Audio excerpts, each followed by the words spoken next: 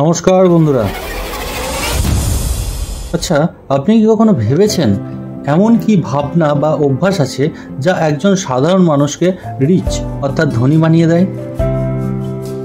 যেসব ধনী মানুষদের আমরা দেখি তারা কি শুধুই ভাগ্যবান বা জন্মসূত্রে প্রচুর সম্পত্তির মালিক? সেটা কিন্তু নয়। আসলে তাদের চিন্তাধারায় লুকিয়ে আছে সফলতার আসল চাবি। চলুন তাহলে আজকে সেই চাবি দিয়েই একটা একটা করে তালা খুলি।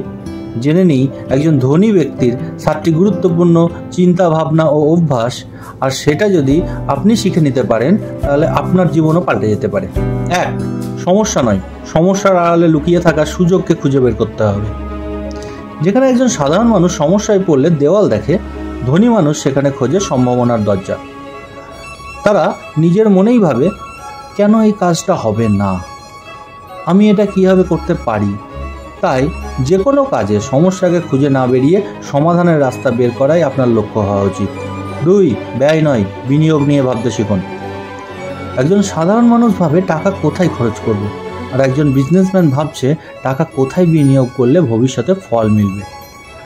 আপনি কখনো না কোনো একজন বিজনেসম্যানের কাছে শুনে থাকবেন, টাকা ডিম পাড়ে, সেখান থেকে বাচ্চা হয়। মানে তাদের মতে টাকারও বংশবৃদ্ধি হচ্ছে। আসলে বই পড়া, শিক্ষা লাভ করা, ব্যবসা করা, এই সব কিছুকেই তারা একটি ইনভেস্টমেন্ট হিসাবে দেখে। 3. দীর্ঘমেয়াদী ভাবতে শিখুন। দেখুন, যারা সাধারণ মানুষ তারা যে ছোট ছোট লাভ করে আর তাতেই তারা ভীষণ খুশি হয়ে যায় এবং আনন্দ শুরু করে দেয়। আর সেখানে একজন ধনী ব্যক্তির কাছে এগুলো লাভই নয়, কারণ তাদের চোখে থাকে সব সময় ফলাফলের দিকে। কারণ তারা জানে ধৈর্য আর পরিকল্পনাই সত্যিকারের সফলতা এনে দেয়। তাই প্রতিদিন নিজেকে উন্নত করতে হবে। ধরুন, আপনি একটা কাজ শিখলেন খুব কষ্ট করে, কিন্তু শেখার পর থেমে গেলেন।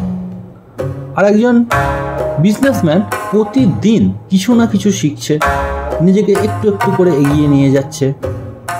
আমরা কিন্তু জানি শিক্ষার কোনো শেষ নেই, সে যে কোনো বিষয়ই হোক না কেন। শিক্ষা আর যে কোনো ধরনের কাজ শেখা, এই দুটোই কিন্তু আপনার জীবনে যে কোনো সময় কাজে আসতে পারে। ওই যে বললাম, আমরা শর্ট টার্ম ইনভেস্টমেন্টে জোর দিই, আর শর্ট টার্ম কোনো ইনভেস্টমেন্টই না। ইনভেস্টমেন্ট মানেই হলো লং টার্ম। 4. কাজ শুরু করে অন্যকে দোষারোপ করা যাবে না। যেমন ধরুন, সময় নেই, পরিস্থিতি ভালো না, এগুলো হলো খুব সাধারণ চিন্তা।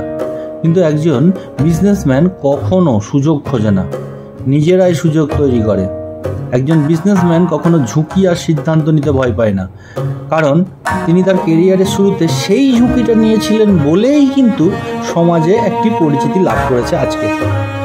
তারা জানে ঝুঁকি ছাড়া লাভ নেই, তবে অবশ্যই অন্ধ ঝুঁকি নয়, বুদ্ধিমানের ঝুঁকি। নতুন কাজ শুরু করার আগে তারা গবেষণা করেন, কাজের ধরন সম্বন্ধে বোঝেন, মার্কেট সার্ভে করেন এবং ফাইনালি ডিসিশন নেয়। আর আপনারা কি করেন? আপনারা ভাবেন, গবেষণা করেন, কাজের সম্বন্ধে বোঝেন, মার্কেট সার্ভেও করেন এবং ফাইনালি পিছিয়ে চলে আসেন, আর পরবর্তীতে আফসোস করেন। তাহলে কি হলো? সবটাই তো সময়ের অপচয়। তাহলে আপনি কি করবেন? আপনি শুনবেন সবার, কিন্তু ডিসিশন হবে আপনার নিজের। গবেষণা থেকে মার্কেট সার্ভে পর্যন্ত করার পর আপনি নিজে ভাবুন, আরও ভাবুন, তারপর ডিসিশন নিন। দেখুন, আমাদের মাথার দুটো দিক আছে, একটা হলো লেফট সাইড আর একটা হলো রাইট সাইড। এই লেফট সাইডের কাজ কি? লেফট সাইডের কাজ হলো সবসময় নেগেটিভ চিন্তা করা, আর রাইট সাইডের কাজ হলো সবসময় পজিটিভ চিন্তা করা। তবে এই দুটি সাইডই কিন্তু ডিরেক্টলি মনের সাথে যুক্ত। তাই আপনার মন যদি একবার রাজি হয়ে যায় না, তাহলে না ভেবে শুরু করে দিন। 5. নেটওয়ার্ক তৈরি করুন। দেখুন, একজন ধনী ব্যক্তির সেরা সম্পদই হলো তার সম্পর্ক, কারণ তারা জানে আপনার পরিচয়ই আপনার শক্তি। একটা কথা প্রায়ই শুনে থাকবেন, যেখানে যায় না গরুর গাড়ি সেখানে যায় মারোয়ারি। অর্থাৎ যত বেশি ঘুরবেন, যত বেশি মানুষের সাথে মিশবেন, তত বেশি পরিচিতি, মানে তার তত ভালো নেটওয়ার্ক। 6, সমাধান করুন, অভিযোগ নয়। যেখানে অন্যরা বলে আমি পারি না, আর সেখানে একজন ধনী ব্যক্তি বলেন আমি চেষ্টা করব। তাই সমস্যা না বাড়িয়ে সমাধান করতে শিখুন। 7, নিজের ওপর বিশ্বাস রাখুন। খুব ইম্পর্ট্যান্ট পয়েন্ট এটা। যেখানে একজন সাধারণ মানুষ ভাবে আমি কি পারবো, আর একজন ধনী ব্যক্তি ভাবে আমি পারবই, কারণ সে জানে নিজের উপর আত্মবিশ্বাসী সাফল্যের চাবি। বন্ধুরা, ধনী মানে যে শুধুই অনেক টাকা, এটা কিন্তু নয়। এটা এক ধরনের মানসিকতা। যদি আপনি এই অভ্যেসগুলোকে নিজের জীবনে আনেন, তাহলে সাফল্যও আপনাকে ছুঁয়ে যাবে।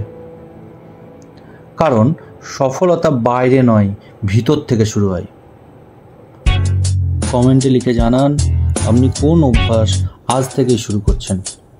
আর এই ভিডিওটি ভালো লাগলে একটা লাইক করে দিন, আপনাদের বন্ধুদের সাথে শেয়ার করুন, আর এই রকম ভিডিও আরও পেতে চ্যানেলটি অবশ্যই সাবস্ক্রাইব করুন। ভালো থাকবেন, ধন্যবাদ।